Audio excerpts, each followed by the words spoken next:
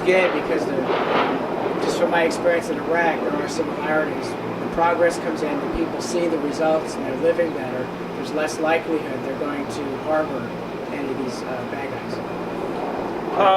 Yeah, I mean, I think so. I think, again, it takes engagement. Yeah. I think there are countries that are fairly well developed that still have terrorism or sponsors, and so I think at the end of the day, yes, economic progress is one piece of the puzzle, but we also have to continue the dialogue so that they understand where we're coming from and why we're here and why we're doing these things. So I think it's important to be transparent about that. I've also been hearing about the ADT teams, and some of them will be heading out to some agricultural area here in a couple of days, but can you talk about that?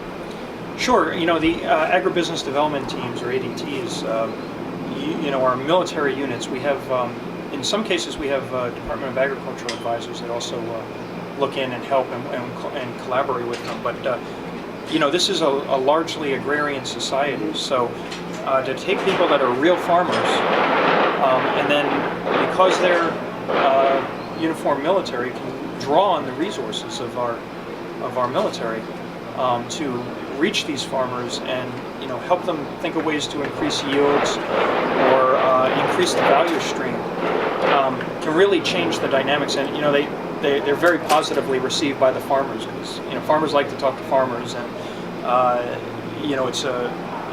it's a great thing that they get out and they do, and they try to, like I say, increase the yields and figure out ways to get cold storage for products so that you can actually market over and above your personal consumption. So it's a real positive. So I hope you get a chance to get out with those guys. And I guess it sounds like, again, this is a project or an effort where they are helping themselves. We go in and help them, but they're helping themselves. Well, the farmers are good because they're going to get out there and farm, and so it's usually something like seed diversification or crop diversification, or just helping them with a business model. But at the end of the day, they're going to go out and work their fields. So you feel good when you're helping them, and that's not always the case in some development situations. People ask a lot more than they contribute in some cases, but farmers are definitely out there with their land. So it's a good story. Is some of this, you mentioned crop diversification, is it maybe changing from things they've been growing that aren't really helpful to society, and showing them where there's more profit in other crops anyway?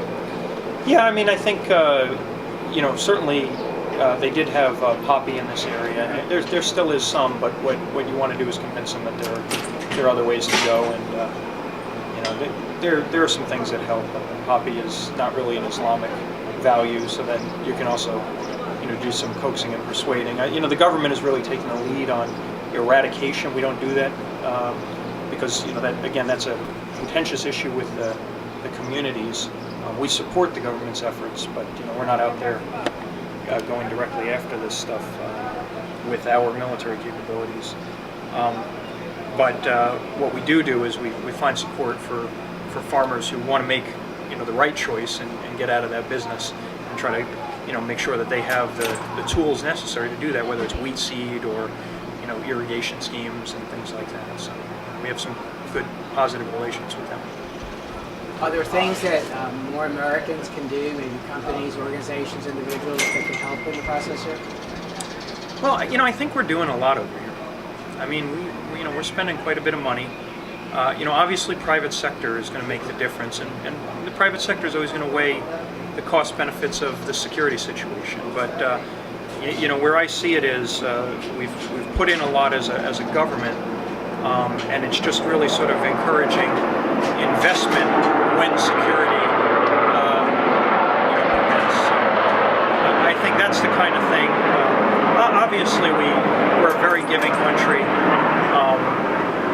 The service members are sacrificing their time and placing themselves in great danger to protect, American values and interests.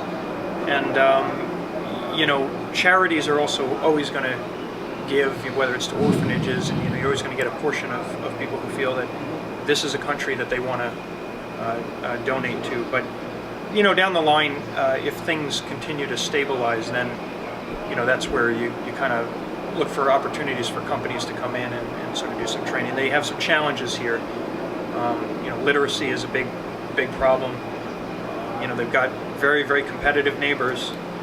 India, China, Russia, those guys, Pakistan, all of those guys have, IT markets and, so there's things that Afghanistan is going to have to, focus on education to continue to, be competitive globally.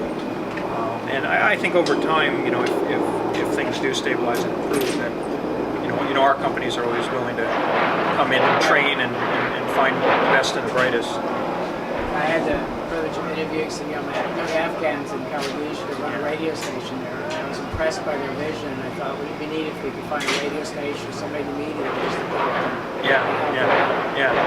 Well, we've got a number of these. They call them radios in a box, and we've got them on a lot of our combat outposts. And it's been really great in terms of, for example, introducing transparency. They have very popular call-in radio shows and say, hey, let's talk about corruption, and their switchboards get flooded. And we do have some folks that are looking in and helping them. So sometimes we get them training and things like that.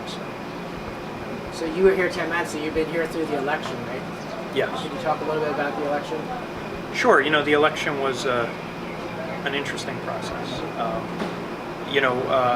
Things don't always come on our timetable or schedule, but folks managed to get out there, and there were people voting. I think you're well aware of the various perceptions and stories about allegations around the election, so I'd rather really not get into that. That's a different thing. But it's an interesting process. I think what I found most interesting is that people were very interested in it, and that they actually want to participate. This is a